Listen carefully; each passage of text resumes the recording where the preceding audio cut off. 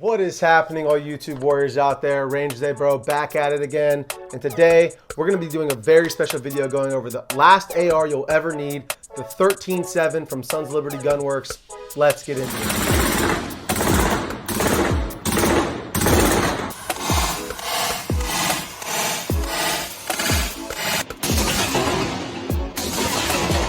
If you've ever tried convincing your wife that every inch matters on an AR barrel and she tells you that she's been trying to tell you that for years, then go ahead and hit the subscribe button, guys. All right, guys. So welcome back to the channel.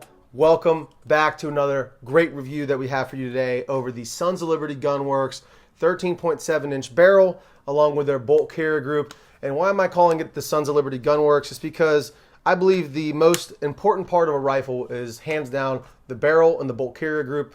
Obviously, this is a custom build, so this is in fact built by myself, not by Sons of Liberty. I just wanted to talk a little bit about today and why the 13.7 is hands down the best barrel length for you and for anybody who's trying to find a do-it-all rifle. So let's get into the idea behind the 13.7. As we all know, there's some very weird and arbitrary laws in the United States of America going over barrel length restrictions, SBRs, the NFA, that governs all that stuff, and says that you need a barrel of a minimum of 16 inches in length in order to consider it a rifle without having to do paperwork and get a tax stamp and have to go through all that BS and jump through those hoops. What Sons of Liberty Gunworks did, and I'm not sure if they're the first, but they're the ones that I know of that kind of are the industry leader, you could say, in this field, is the 13.7-inch barrel with their Sons of Liberty Knox brake / flash hider up here, giving it just enough length so that when you pin and weld this, it's going to give you an overall barrel length of 16 inches, and it's about as short as you can go while still maintaining that 16-inch barrel length with a pin and weld and not having to go through the NFA paperwork. So that's really cool, not having to worry about SBRing this, paying the tyrannical tax stamp, and dealing with SBR rules, crossing state lines, so on and so forth. So, and not having to deal with a pistol brace, which I know is not the end of the world, but it is nice to have a legit stock like a B5 where you can get a good cheek weld. That's why I'm calling it the Sons of Liberty build. It's not because this came from Sons of Liberty. I built this entire thing from literally the barrel, stripped upper and lower, receiver, put it all together myself. But again, the heart of the rifle is the barrel and the bolt carrier group. That's what's really containing those explosions up here. That's what's going to lead to your accuracy and your reliability for the most part, as long as you're using mostly other mil-spec quality parts like Arrow, and we'll get into the parts here in a second. The idea is go as short as humanly possible or legally possible while maintaining a rifle build and also give you the ability to still reach out and hit targets at range with effective ballistic performance if desired. Before we get into the build itself, let's just clear this gun. Okay, we are clear for all you internet warriors out there. Before I go into the nitty gritty of the parts of this thing, I want to do a couple comparisons and show you guys this 13.7-inch build versus the somewhat comparable barrel lengths. So here we have my Daniel Defense that we all know and love on the channel, and both stocks are collapsed as far as they go. Now this guy does have a Voltar system, so it's a little bit longer of a receiver extension. You can see that the 13.7 is not that much longer. Now let's compare the 13.7 build here to the HK MR556. This is a 16-inch barrel. We might be going off screen a little bit there, but you could see that this barrel is 16.5 inches, and clearly the 13.7 is shorter than it. And I want to just make it very clear that this guy, although it might not look that much shorter than the 16.5 or look that much longer than the 10.3, it's a very well balanced gun the way it's built right now with this PCM quad rail. But the barrel and the flash hider are very lightweight, although it's a combat profile barrel, so it's not super beefy, it's not super thin. It's kind of a good balance, I find. And with that flash hider out there, it's a very well balanced gun. It doesn't feel front heavy, and it feels a lot shorter than it really is. It does feel more like an 11.5 or a 12.5 than it does a 13.7. That's why I believe it is so well suited for a do-it-all task, because it doesn't feel quite that long. You can still easily and quickly maneuver with it in and out of tight spaces, and at the same time, you can still reach out and touch targets, as we saw a little bit in the intro. One final comparison, which I'll throw up here on the bench, is the 14.5-inch barrel, which again, you can't even really tell because the Voltar system is longer, it has a longer length of pull than the regular carbine receiver extension, so it's hard to tell here. But let me see if I can line up the barrels, and you can see the difference in barrel length here, like so. So you can tell there, the 14.5 is obviously longer than the 13.7. And that little bit of length difference does equate to different balanced gun, a different feeling gun. Feels much shorter than the 14.5 that we have here. So now that we've done a few comparisons, let's talk about why the 13.7 is so effective. I've already kind of alluded to the fact that this does feel like a lot shorter of a gun. It feels more like an 11.5 or 12.5 than it does a 13.7. As far as balance, as far as running and gunning with this, yes, obviously it's a little bit heavier, but not noticeable to the point where it's going to affect the way you're transitioning from targets and whatnot. And the most impressive part to me was the accuracy that I got out of this thing. So originally when I went to the range, I had a Vortex Micro 3X along with an EOTech, and I was using that combination to see how far this thing could reach out. I quickly realized that wasn't doing it justice. Although I did get a couple hits at 500, I needed some more magnification in order to really get this thing out to its proper capability. So I threw this Trijicon 1-8 on here, this Credo. I was easily able to reach out to 500 yards. We had quite a bit of a wicked wind that day, so all my misses I'm contributing to the windage, which as you could tell in the video, it was due to the windage. It wasn't the elevation I was missing on. I think I missed one short, but I was also just shooting off of my range bag, and really I was limited by my own skill set. I'm not some kind of sharpshooter. I don't claim to be. However, this gun really did shine at those longer ranges. Now at 400 yards, I had a couple misses, I think 2 misses. I'll throw up a round counter on the screen here so you guys can see how many misses I had at 4. However, I was really pacing those shots pretty quickly, and with that wind, I was really easily able to hit at 400 yards. With that being said, I would say this thing, as far as velocity and accuracy, was all day a very extremely capable gun at 400 yards. I would take this 0 to 400 any day, and in fact, I had so much fun shooting with this thing, whether it was running and gunning, running drills, and the long range portion, that I would find it hard pressed to find any other gun in my collection that is as well balanced as this and as capable as this gun as far as an all-around gun. Now, as far as running and gunning, transitioning, things like that, I will eventually put a 45-degree offset with a red dot on here just because I'm not a huge fan of LVPO 1 powers, although this Trijicon is a great 1 power. I just find it a lot faster to find a dot in up close scenario. So eventually this will be getting an offset dot on here. But for right now, even with the Trijicon Credo 1-8, it was super easy to hit targets while running and gunning.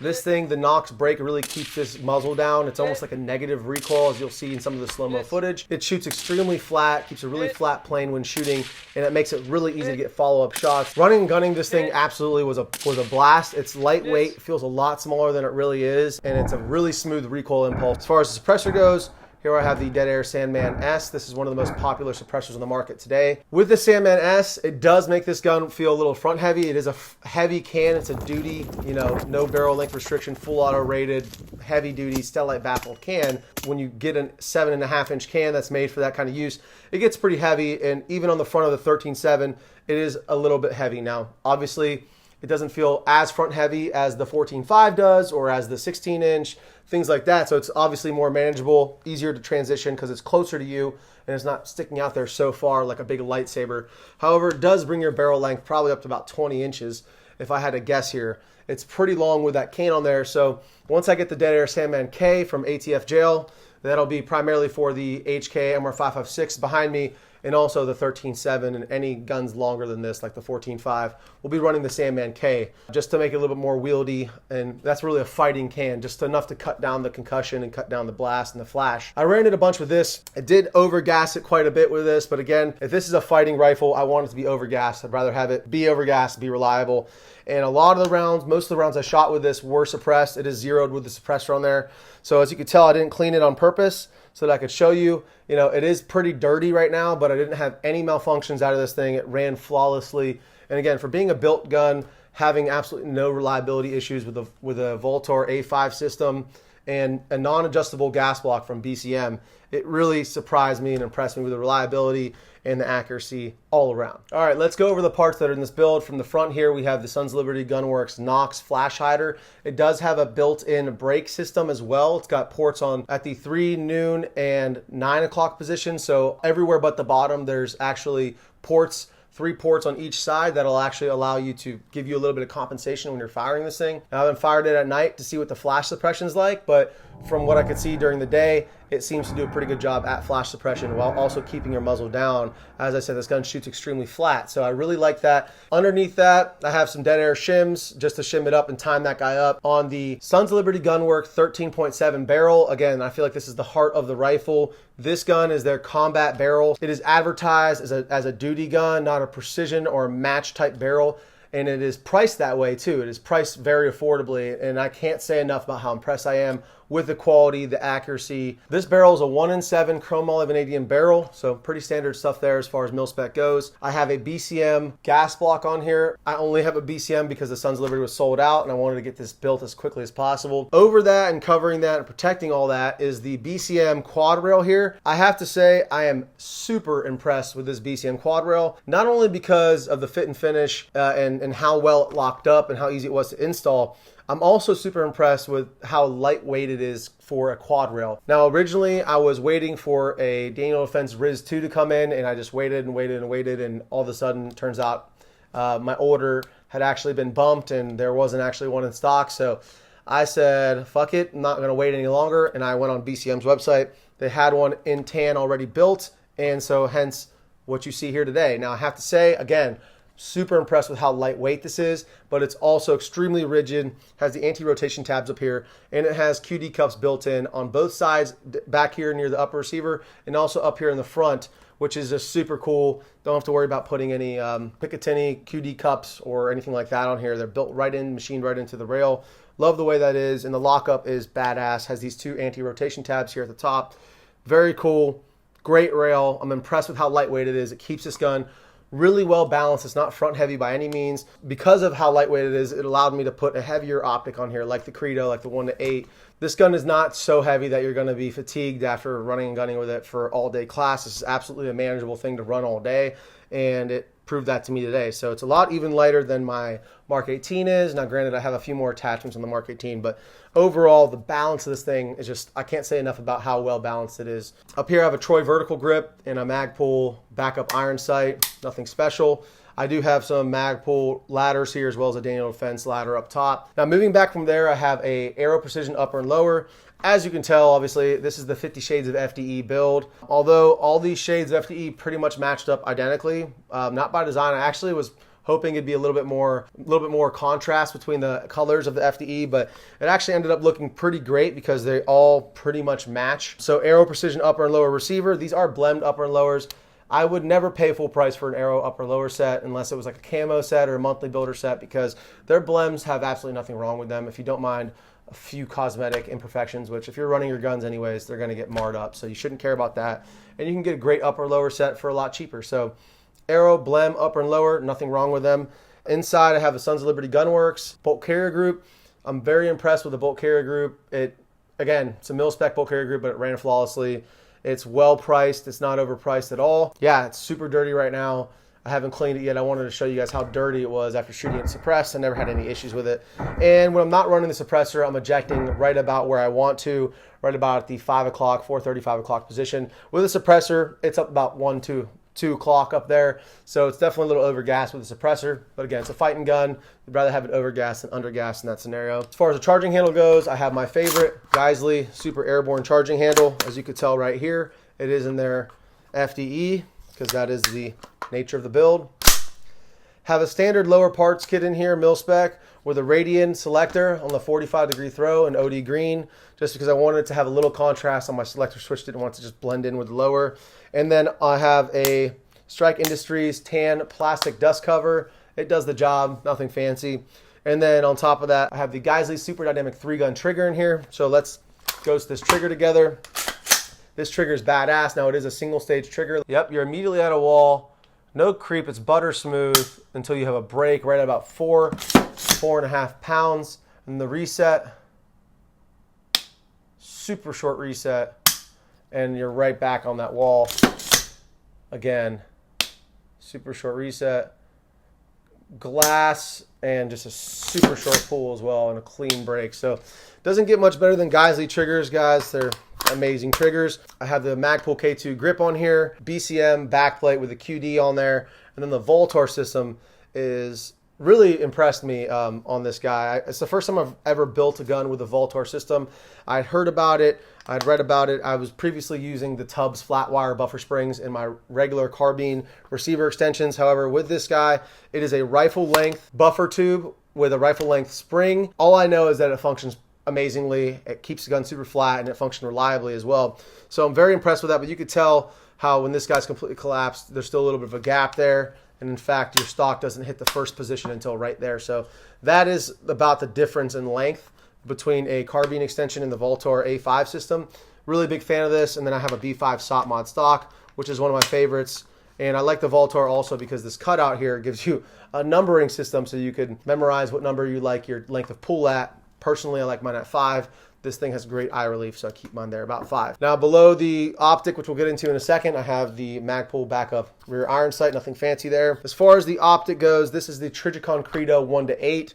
This is an MRAD, and I can't say enough good things about it. The only bad thing I could really say about this is I like a Christmas tree reticle. I know a lot of you guys don't really prefer that. You think it gets a little cluttered, which that's fair, right? I learned very quickly when I was shooting this at 500 yards, it would have been really nice to have some hold-offs like ACSS reticles, like some of the Vortex reticles, just for my wind holds when I'm shooting at distance, because I prefer to do hold-offs than dialing, especially like in a combat situation when I'm training.